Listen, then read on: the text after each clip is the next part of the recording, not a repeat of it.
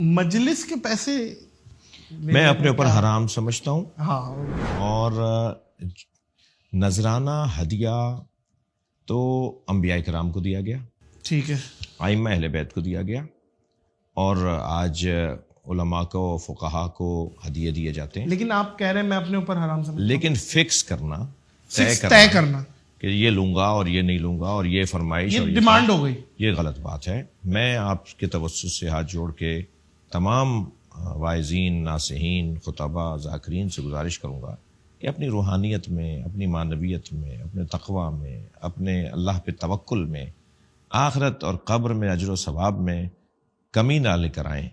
یہیں پر معاملات کو طے کر کے کچھ چھوڑ دیجئے قبر کے لیے بھی, آخرت کے لیے بھی. تو میں تو ہرگز کوئی, میں آپ کے چینل کے توسط سے اعلان بھی کر رہا ہوں کہ کوئی ڈھونڈ کے لائیے کہ جس سے میں نے کہا ہو. اب کہا جاتا ہے کہ یہ تھوڑی کہیں گے, ان کا سیکٹری کہتا ہے. تو میں ہاں یہ تو بھائی وہ سیکٹری کون ہے جس نے آج تک آپ سے بات کی ہے؟ میں شدید ناراض ہوتا ہوں اگر کوئی یہ بھی بتا دیتا ہے کہ مولانا یہ پسند کرتے ہیں, یہ کھائیں گے, ان کے کمرے میں 2 دن آپ کے یہاں رکیں گے, ان کے روم میں یہ چیزیں ہونی چاہیے. میں کہتا ہوں کیوں بتا رہے ہو ایسا؟ میں جاؤں گا وہاں دیکھوں گا, اگر نہیں ہوئی تو میں خود ہی کہہ دوں گا کہ یہ چیز بڑھا دیجیے, اور وہ دیکھوں گا یہ کر بھی سکتا ہے. بیچارہ غریب آدمی. حدیث مبارکہ میں اور سنت رسالت مآب صلی اللہ علیہ وآلہ وسلم میں تو یہ ہے کہ اگر دسترخوان پہ کوئی نمک نہیں لے کر آیا ہو تو اس سے نمک نہیں مانگو, کیونکہ کیا معلوم وہ نمک لائے اور اسے کسی مشکل کا سامنا کرنا پڑ جائے کہ گھر میں نمک نہیں تھا, وہ جا رہا ہے نمک لینے کے لیے, واہ, اور شاید پڑوسیوں سے ادھار لینا پڑ رہا اسے نمک لانے کے لیے. مطلب جو دسترخوان میں چیز نہ ہو اس کا مطالبہ نہیں کرو, اس کا مطالبہ نہ دیا ہے کرو. وہی کھا لو.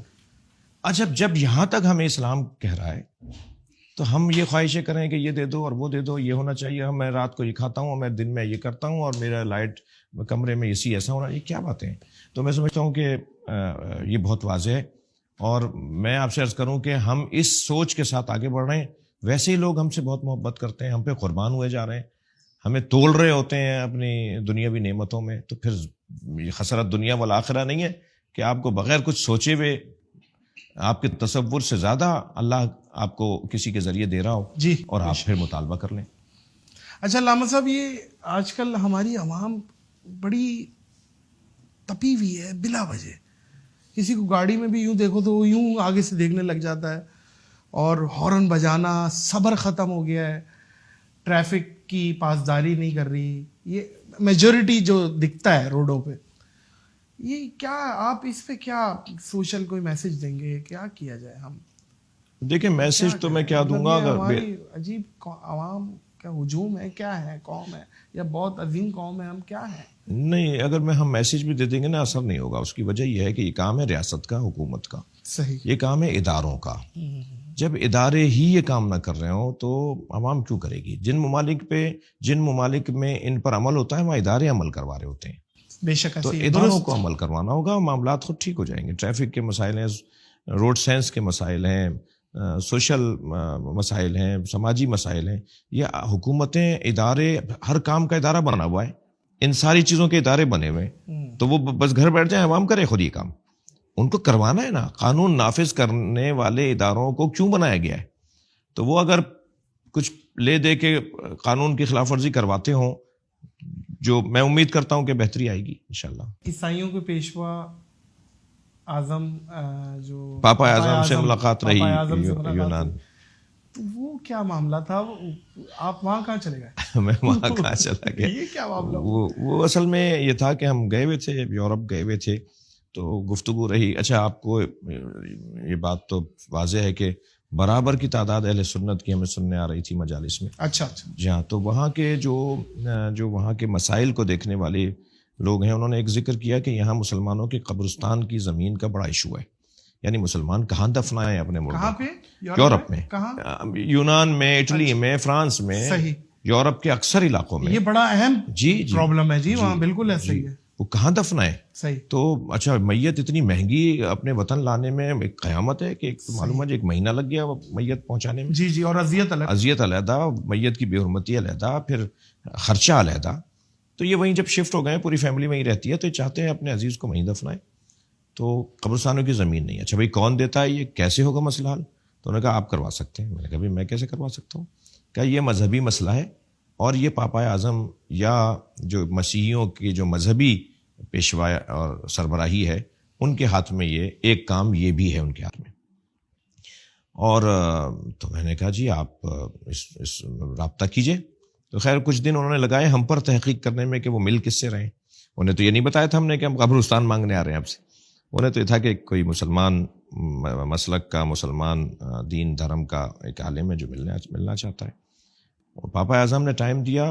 بہت وزیر اعظم اور صدر مملکت کے پروٹوکول کی طرح ان کا پروٹوکول ہے. اچھا جی ہاں بہت جی اوہو. آرتھوڈاکس کے آپ کو پتہ ہے کہ کیتھولک، آرتھوڈاکس، اسی طرح ایک اور کوئی فرقہ ہے. یہ 3 فرقے ہیں مسیحیوں میں اور ان تینوں کے سربراہ علیحدہ ہیں. جیسے ہمارے ہاں بریلویوں کا مفتی اعظم علیحدہ اور شیعوں کا مرجع تقلید علیحدہ اور دیوبندیوں کا مفتی اعظم علیحدہ. اسی طرح ان کے ہاں بھی مفتیان اعظم علیحدہ ہیں. تو یہ پاپا اعظم آرتھوڈاکس کے مفتی اعظم ہیں. تو ان سے ہم ملے الحمدللہ بہت اچھی. ہم نے جب ان کے سامنے یہ مسئلہ رکھا تو انہوں نے فوراً تسلیم کیا اور آرڈر جاری کیا کہ تو انہوں نے پوچھا کہ سنیوں کے لیے یا شیعوں کے لیے. میں نے کہا دونوں کے لیے. اور دونوں کے لیے ہم نے زمینوں کا مطالبہ کیا اور امید ہے کہ میرے بعد والے لوگوں نے اس مسئلے کو آگے دیکھا ہوگا. بہت اچھی ملاقات رہی. انہوں نے کچھ ایسی باتیں ہمیں بتائیں جو ہمارے لیے، انہوں نے کہا افغانستان اور شام سے ہم نے مسلمان یتیم بچوں کو اپنے یہاں کے یتیم خانوں میں رکھا ہوا ہے. ہم انہیں پال رہے ہیں، ہم انہیں کھلا رہے ہیں، ان کو ہم پڑھا رہے ہیں اور ان کے ہی دین پر ان کو عمل کی اجازت ہوتی ہے. وہ جیسے چاہتے ہیں ایسے اپنے دین پہ عمل کرتے ہیں. صحیح. اور پھر انہوں نے مجھ سے پوچھا کہ آپ مسلمانوں کا عبادت کا طریقہ کیا ہے، پھر مسلمانوں میں کتنے فرقے ہیں، آپ فرقوں کے درمیان کیسے ہم آہنگی کو ایجاد کرتے ہیں، کیونکہ سب مسلمان ہیں مگر فیکلٹیاں ہیں، شعبے ہیں، سوچیں ہیں. تو وہ ہم نے ان کو الحمدللہ بتایا، سمجھایا. اور میں نے ان سے کہا جو اس وقت کے وہاں کے اخباروں نے بہت لکھا اس کو، 18-20 وہاں کے اخباروں نے اس ملاقات کو اٹھایا، اہمیت دی. بالکل. اور اس میں یہی بات کی کہ انہوں نے بات کی ہے، کہا کہ ہمارا علمی اختلاف ضرور ہے فرقوں کے درمیان مگر ہم سب ایک ہیں. ہمارے مشترکات غالب اور زیادہ ہیں اور ہم آپس میں جن مسائل میں اختلاف کا شکار ہیں وہ بھی گفتگو سے حل کرنے کے قائل ہیں. ہم اختلاف تناؤ تک لے جائیں اس کے ہم قائل نہیں ہیں. بہت مناسب گفتگو رہی. مگر میں آپ کو بتا کر یہ کچھ عرصے پہلے بہت، جیسے آپ کو بھی پتہ ہے، وہاں کے مسلمانوں پر اس کا بہت اچھا اثر پڑا اور پاکستان کے مسیحیوں کے لیے ایک اچھا پیغام گیا. تو میں تو اس کی لذت اب تک لے رہا ہوں. کیا بات ہے علامہ صاحب.